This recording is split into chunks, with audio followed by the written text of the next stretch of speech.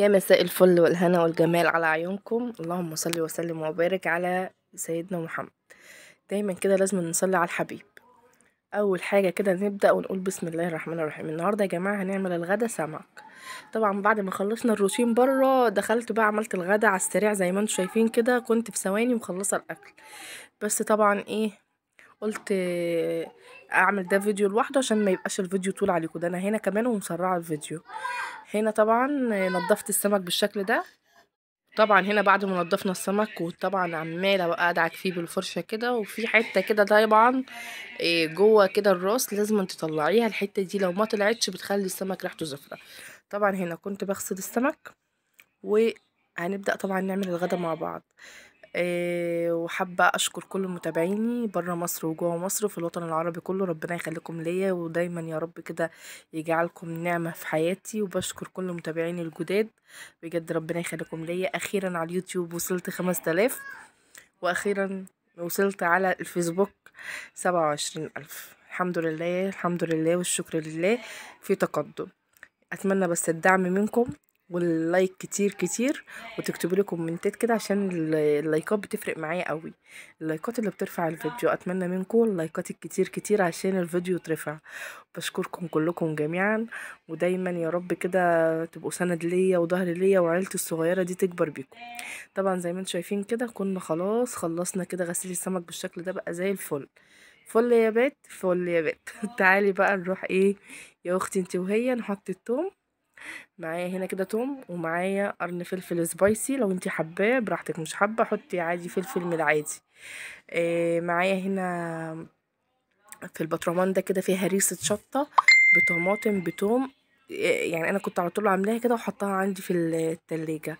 تمام. مبدئيا هحط منها معلقتين حلوين كده عشان بصراحه بيدوا طعم حلو قوي قوي للسمك. وهنا معايا شويه كزبره برضو بتدي نكهة حلوة اوي للسمك، وبتخليه كأنك جايبة سمك من بره. بجد بتخلي السمك حلو اوي اوي. الكزبرة طبعا دي اساسية. وهنا طبعا هنحط كمون وهنحط ملح. مش هحط اي حاجة تانية على السمك، هو الكمون والملح بس. هنضرب بقى. بصوا الكبة الحلوة الكيوت دي كده من غير كهرباء، دي بتتشحن. بصراحة انا كنت جايباها من على الفيس، بس حلوة بتنفعني في حوار التوم بصراحة. وبتضرب البصل بس مش البصل الكمية الكتير، يعني لو هتعملي بصلاية واحدة هتضربها لك بصلاية حلوة كده ما تكونش كبيرة قوي. وهنا طبعا بصوا هننزل بالتتبيلة بتاعتنا دي كده، ونقوم جايين كده ماسكين السمك بتاعنا نقعد ندعك فيه يشرب من التتبيلة كلها. وبعد كده هنركنه على جنب ونروح نعمل الرز ونسيبه شوية يشرب من التتبيلة. لازم السمك يتساب حتى لو 10 دقايق او 5 دقايق على الاقل عشان يشرب من التتبيلة. هنا بقى حطيت له رشة ملح صغيرة وحطيت له شوية كمون تاني، وهسيبه بقى خلاص كده جاهز معايا. تمام. هنشيل بقى كل الحاجة دي وهنروح بقى نعمل الرز. هنا بقى ضربت بصلاية برضو عشان الرز. هنعمل رز صيادية، الرز اللي هو البني الحلو ده. هنا كده معايا حلة وحطيت شوية من الزيت، وهننزل بالبصلاية بتاعتنا الجميلة اللي احنا عملناها. وركزوا كويس جدا، هنعمل النهاردة حبة رز حكاية.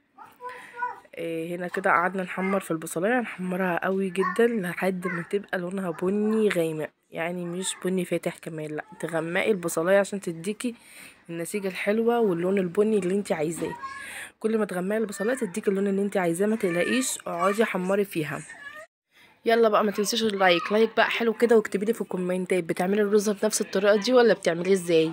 صلوا على النبي. ومعاكي جنبك كده ميه سخنه بتغلي، وهتقومي جايه نازله كده على البصلايه. بصوا حتى لون الشوربه والميه بقت لونها بني. هننزل هنا بمكعبين من الماجي وده اختياري، وهننزل بملح بقى، وهنحط هنا معلقه من الكركم.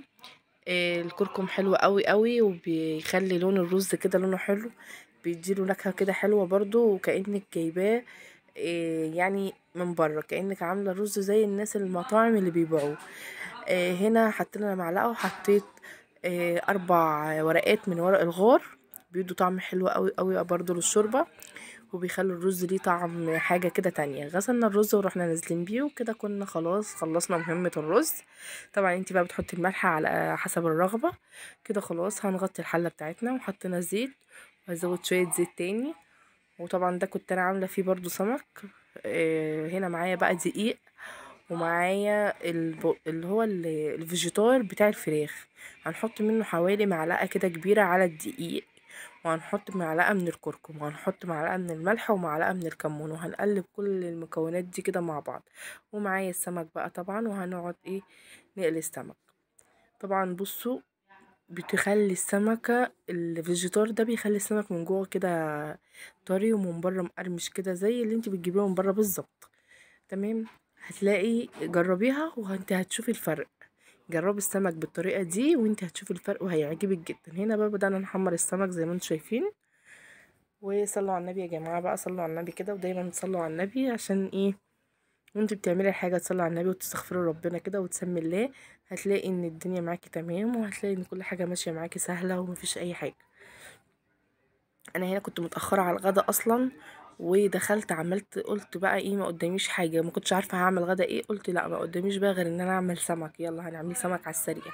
هنا كنت قليت السمك كده وطلعته بالشكل ده كده، وحطيت خضرة في الطبق من تحت كده، وظبطنا الاداء وكده هنا خلاص هنقلب السمك الباقي وهنطلعه ونقدم الغدا. وان شاء الله الغدا يعجبكم، وجربوه بالطريقة دي بإذن الله هيعجبكم. واكتبوا لي في الكومنتات حد عمله بالطريقه دي قبل كده ولا لا، وقولوا لي ايه رايكم. هنا بقى طبعا بدات اغرف الرز. بصوا لون الرز بقى لونه جميل ازاي، ولا منه بني غامق ولا منه فاتح قوي. اللون الحلو ده بصراحه طعمه كان حكايه. ممكن تضيف عليه جزرايه بقى مبشوره كده برضو، بيبقى حاجه تانية كده. خلاص الغدا، يا رب يعجبكم، ما تنسيش بقى اللايك والشير.